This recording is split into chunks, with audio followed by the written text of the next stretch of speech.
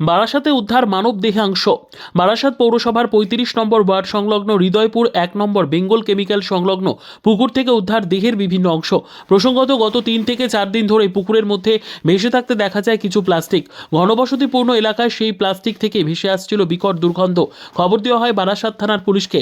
ঘটনাস্থল থেকে গতকাল রাতে বারাসাত থানার পুলিশ দেহের কাটা অংশ প্লাস্টিক বন্দি অবস্থায় উদ্ধার করে নিয়ে যায়, কিন্তু তারপরেও বিকট গন্ধ এলাকা ছাড়ছিল না।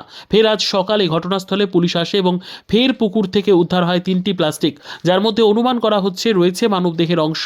ঘটনার তদন্ত শুরু করেছে বারাসাত থানার পুলিশ। দিন ধরে মিনিমাম একটা ব্যাগ দেখছিলাম আমরা।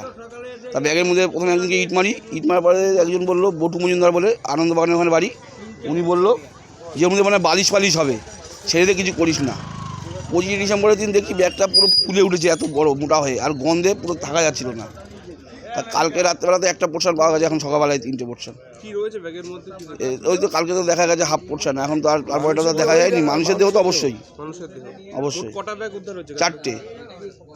এলাকার নাম 1 নম্বর বেঙ্গল কেমিক্যাল, বিদায়পুর। কি মানে এলাকায় কি পচা গন্ধ বেরোচ্ছিল?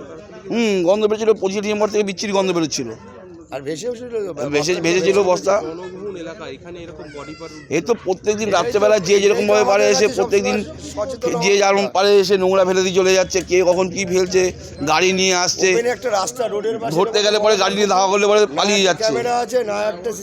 Bureau report, PB news. Evland nursing home, এখানে যে কোনো রকমের চিকিৎসার বিশ্বস্ত প্রতিষ্ঠান। খুবই কম খরচে বিশ্বমানের চিকিৎসা প্রদান করে থাকে।